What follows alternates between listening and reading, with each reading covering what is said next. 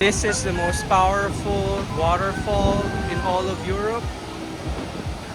Can you see the tremendous power of the water? 1 hour later.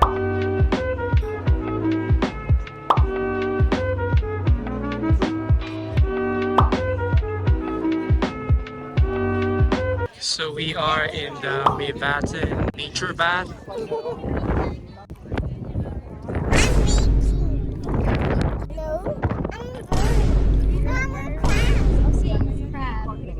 Rosie, are you having fun? How about you, Ate? What do you think about this hot spring? It's nice. It's nice. It's bigger than the secret lagoon. Yeah. Okay, what do you think about this Mevaten nature bath? It's much more better and bigger than the secret lagoon because first of all, the Minvatin Lagoon has a train station over there. And then the second reason is because it's the view. But then in the secret lagoon, the view is literally just seeing geysers. And like the water looks dirty.